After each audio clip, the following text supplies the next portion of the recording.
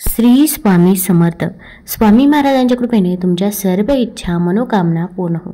तर आज आहे मार्गशीर्ष महिन्यामधील पंचमी, तसेच उद्या आहे चंपाषष्ठी. आणि या काळामध्ये जर आपण काही उपाय केले, काही सेवा केल्या तर त्या खूप खूप प्रभावी ठरत असतात. भारताला सणांचा देश म्हटले जाते. अनेक धर्माचे लोक इथे राहतात. प्रत्येकाच्या चालीरीती वेगवेगळ्या आहेत. काही मोठे सण सोडले तर सर्व राज्यांमध्ये वेगवेगळ्या धार्मिक सुद्धा चालीरीती आढळतात. या दिवशी नागप्रतिमेची पूजा करण्याची व घरात जेवढे पुरुष असतील त्या प्रत्येकाचे नावे पक्वान करून त्यावर एक एक दिवा लावण्याची प्रथा महाराष्ट्रातील काही ठिकाणी देखील आहे. आपल्याकडे दिवाळी, देवदिवाळी आणि यानंतर नागदिवाळी साजरी करण्याची परंपरा असून यात महत्त्वाचे म्हणजे दिवे आहे. आपल्या जीवनातील अंधकार दूर होऊन प्रकाश यावा हीच यामागील श्रद्धा आहे. नागदिवाळीला लावण्यात येणारा दिवा हे दीर्घायुष्याचे प्रतीक व नाग हे कुळाच्या मूळ पुरुषाचे प्रतीक मानतात. आता या मूळ पुरुषाच्या कृपेने आपल्या घरातल्या हयात पुरुषांना दीर्घायुष्य लाभावे असा यामागचा हेतू आहे. या दिवशी आपल्याला काही उपाय करायचे आहे. भरपूर वेळा आपल्या आयुष्यामध्ये अनेक अडचणी, अडथळे, संकटे असतात आणि ते काही संपायचं नाव घेत नाही. आता संकट येणारच नाही असं तर होणार नाही, पण आपण संकटाचा वेग मात्र नक्कीच कमी करू शकतो. तसेच आपण मेहनत तर घेत असतो. मेहनतीचे देखील आपल्याला पाहिजे तसे फळ हे काही केल्या मिळत नाही. मग आपल्या कष्टाला नशिबाची साथ मिळण्यासाठी, आपल्या आयुष्यातील दुःख, दारिद्र्य, गरिबी दूर होण्यासाठी या दिवशी कोणते उपाय करावे, तसेच नागदिवे कसे बनवावे, कुठे ठेवावे याबद्दलची सर्व माहिती आपण आज या व्हिडिओमधून जाणून घेणार आहोत. तत्पूर्वी तुम्ही ऑलराऊंडर या मराठी यूट्यूब चॅनलवरती नवीन असाल तर चॅनल लाईक करा आणि सबस्क्राईब देखील करा. तसेच कमेंटमध्ये श्री स्वामी समर्थ किंवा ओम महालक्ष्मी नमः लिहायला विसरू नका, जेणेकरून आपल्याला देखील स्वामी महाराजांचा, माता लक्ष्मीचा आशीर्वाद हा प्राप्त होईल. श्रावण शुद्ध पंचमी प्रमाणेच मार्गशीर्ष शुद्ध पंचमीलाही नागांची पूजा केल्याने आणि व्रत केल्याने फळप्राप्ती होते. घरामध्ये सुख, समृद्धी आणि ऐश्वर्य प्राप्त होत असते. आता नागदिवाळी आपल्याला कधी साजरी करायची आहे तर हा सण आपल्याला सायंकाळी साजरा करायचा आहे. मग संध्याकाळी 6 नंतर तुम्ही अशा प्रकारचे दिवे हे नक्कीच लावू शकता. आता काही ठिकाणी गव्हाच्या पिठाचे म्हणजेच कणकेचे तर काही ठिकाणी बाजरीच्या पिठाचेही दिवे तयार केले जातात. आपापल्या परंपरेनुसार कोणी 1 तर कोणी 5 दिवे लावतात. तर काही ठिकाणी घरात जितके पुरुष मंडळी आहेत तर तितके दिवे लावण्याची देखील प्रथा आहे. हे दिवे डमरूच्या आकाराचे केले जातात किंवा काही जण अगदी साधे दिव्यासारखेच दिवे देखील तयार करत असतात. आता हे दिवे आपल्याला कसे प्रज्वलित करायचे आहे? तुमच्या घरामध्ये जेवढे पुरुष मंडळी, मग 3 असो 2 असो, तर त्यांच्यासाठी आपल्याला असे दिवे हे प्रज्वलित करायचे आहे. आता काही ठिकाणी अगदी आपल्या मुलींसाठी देखील अशा प्रकारचे दिवे हे प्रज्वलित केले जातात. आता तुमच्या इकडे जशी पद्धत असेल तशा पद्धतीने तुम्ही हे दिवे बनवू शकता. आता दिवे बनवल्यानंतर आपण एक पाट घ्यायचा आहे. पाटावरती आपल्याला लाल रंगाचं वस्त्र हे टाकायचं आहे. तसेच आता प्रथम आपल्याला एक शुद्ध तुपाचा किंवा तिळाच्या तेलाचा, मोहरीच्या तेलाचा दिवा प्रज्वलित करून घ्यायचा आहे. एक प्लेट घ्यायची आहे. त्यामध्ये थोडेसे अखंड तांदूळ टाकावे. तांदळावरती हळदी कुंकू अर्पण करायचं आहे आणि त्यानंतर तिथे आपण एक शुद्ध तुपाचा दिवा प्रज्वलित करायचा आहे. आता हा दिवा तुम्ही मातीची पंती घेऊ शकता किंवा कणकेचा दिवा घेतला तरी पण चालेल. आता यानंतर आपण जर घरामध्ये 5 दिवे बनवले असतील किंवा 7 दिवे बनवले असतील तर ते दिवे घ्यायचे आहे. आता काही ठिकाणी देवासाठी 5 दिवे बनवले जातात तर प्रत्येक व्यक्तीसाठी देखील 5-5 दिवे बनवले जातात. अगदी आपण 1 दिवा बनवला तरी पण चालेल.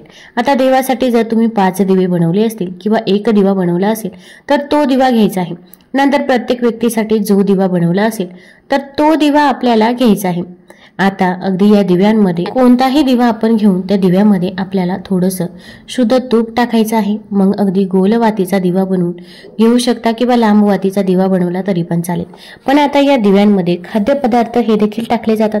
मग अगदी थोडीशी डाळ भात असेल किंवा मेथीची भाजी असेल, वांग्याची भाजी असेल तर ही भाजी या दिव्यांमध्ये ठेवली जाते. तर काही ठिकाणी अशी पद्धत आहे की त्या व्यक्तीला जो पण पदार्थ आवडतो, मग गुलाबजाम आवडत असतील किंवा अगदी पेढे आवडत असेल तर तो जो काही पदार्थ आहे तर तो पदार्थ त्या दिव्यामध्ये टाकला जातो.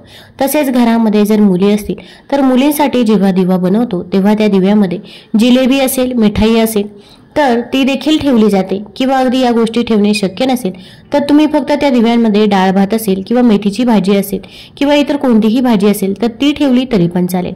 आता आपण जर 5 दिवे प्रज्वलित केले असतील तर त्या दिव्यांना आपण हळदी कुंकू लावायचं आहे। तसेच प्रत्येक दिव्याखाली आपण आसन द्यायचं आहे। मग थोडेसे तांदूळ टाकायचे आहे, तांदळावरती हळदी कुंकू अर्पण करावं आणि त्यावरती आपल्याला हा दिवा ठेवायचा आहे।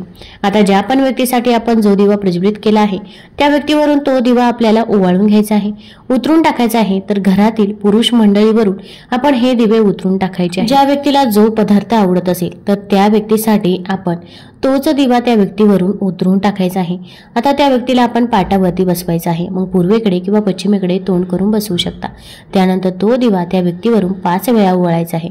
ओवाळत असताना म्हणायचं आहे, माझ्या मुलाला, पतीला जी काही येडापिडा त्याच्या मागे लागलेली असेल, जी काही संकटे त्याच्या मागे लागलेली असेल, नजरबाधा असेल तर ते पूर्णतः दूर होऊ दे। माझ्या मुलीची प्रत्येक क्षेत्रामध्ये प्रगती होऊ दे, पतीची प्रगती होऊ दे, त्यांना दीर्घायुष्य मिळू दे। आपण अशी प्रार्थना करायची आहे। विशेषतः दीर्घायुष्यासाठी हा दिवा बनवला जातो। आता त्या व्यक्तीवरून हा दिवा उवळला की हा दिवा परत आपल्याला देवापुढेच ठेवायचा आहे। दुसऱ्या व्यक्तीवरून दुसरा दिवा उवळला की तो दिवा देखील आपल्याला देवापुढेच ठेवायचा आहे। आता हे दिवे किती वेळ प्रज्वलित ठेवायचे आहे तर कमीत कमी अर्धा तास किंवा 1 तास हे दिवे प्रज्वलित राहतील याची काळजी घ्यायची आहे। दिवा मोठा बनवा की ज्यामुळे तो दिवा जास्त वेळ प्रज्वलित राहील। आता तो दिवा विझल्यानंतर त्या दिव्यामध्ये जे काही काजळी आहे तर ती काजळी आपण काढायची आहे आणि ती काजळी डोळ्यामध्ये टाकली जाते। असे म्हणतात की ज्यामुळे आपल्याला दृष्टी प्राप्त होत असते, तसेच आपल्या आयुष्यातील सर्व दुःख संकटे हे दूर होत असतात। आता ही गोष्ट ऐकायला वेगळी वाटत असेल पण काही ठिकाणी ही पद्धत देखील आहे। आता तुमच्या इकडे जशी पद्धत असेल तशा पद्धतीने हे तुम्ही नागदिवे बनवू शकता।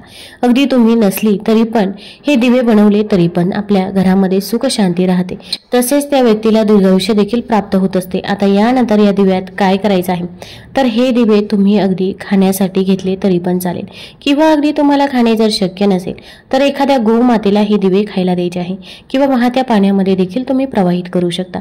यामुळे आपल्या आयुष्यातील सर्व दुःख संकटे दूर होत असतात। आता या दिवशी आपल्याला कापुरासोबत एक वस्तू जाळायची आहे की ज्यामुळे आपल्या घरामध्ये जी काही येडापिडा आहे, संकटे आहे, नजरबाधा आहे तर ती दूर होईल। आता हा उपाय करण्यासाठी आपल्याला एक मातीची पंती घ्यायची आहे, किंवा तुम्ही कापूस जाळण्याचं भांडं घेतलं तरी पण चालेल।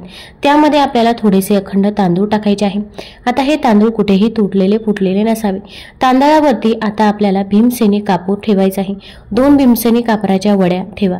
आता तुमच्या घरामध्ये जर गौरी असेल, म्हणजे शेणाची गौरी असेल किंवा तिला कावडंक देखील म्हणतात, तर ती ठेवायची आहे। ती नसेल तर तुम्ही फक्त भीमसेनी कापूर हा घ्यायचा आहे। त्यानंतर आपल्याला 2 लवंगा घ्यायच्या आहे। आता लवंगा या साबूत असाव्या, कुठेही तुटलेल्या फुटलेल्या नसाव्या, त्याला पुढे फूल देखील पाहिजे, अशा 2 लवंगा घ्यायच्या आहे। भीमसेनी कापूर आणि लवंगा आपण त्या दिव्यामध्ये ठेवायचे आहे। त्यावरती थोडंसं शुद्ध तूप देखील टाकायचं आहे। मग गाईचं वापरू शकता किंवा म्हशीचं शुद्ध तूप वापरलं तरी पण चालेल। त्यानंतर आपल्याला आता याचा जाळ करायचा आहे आणि आपण जेव्हा हा उपाय करत असतो तेव्हा याचा धूर आपल्या सर्व घरामध्ये पसरेल याची देखील काळजी घ्यायची आहे। आता हा दिवा आपल्याला घरामध्ये फिरवायचा आहे। बेडरूममध्ये, किचनमध्ये, हॉलमध्ये, सर्व ठिकाणी आपण ही पंती किंवा कापूर जाळण्याचं भांडं घेऊन फिरावं। आता फिरत असताना आपण म्हणायचं आहे, ओम महालक्ष्मी नमः, ओम महालक्ष्मी नमः। तसेच म्हणायचं आहे की माझ्या घरामध्ये जी काही येडापिडा आहे, नजरबाधा आहे, जी काही घरावरती संकटे येणार असतील तर ही संकटे पूर्णतः दूर होऊ दे, माझ्या घराची प्रगती होऊ दे, असं आपण म्हणायचं आहे। आणि तो दिवा आपण बेडरूममध्ये, हॉलमध्ये, किचनमध्ये, गॅलरीमध्ये फिरवून घ्यायचा आहे। त्याचा धूर सगळीकडे आपल्याला पसरवायचा आहे। अगदी त्यामध्ये जास्त भीमसेनी कापूर टाकला तरी पण चालेल। या उपायामुळे आपल्या घरामधील येडापिडा, नजरबाधा ही दूर होत असते। आता हा धूर शांत झाल्यानंतर यामध्ये काही अर्धे तांदूळ राहतील किंवा अर्ध्या लवंग असतील तर त्या दुसऱ्या दिवशी तुम्ही एखाद्या झाडाखाली टाकू शकता, किंवा अगदी वाहत्या पाण्यामध्ये प्रवाहित केल्या तरी पण चालेल। तुम्हाला जर हा व्हिडिओ आवडला असेल तर चॅनल लाईक करा, सबस्क्राईब करा आणि आपल्या मित्रपरिवारासोबत जरूर शेअर करा। धन्यवाद।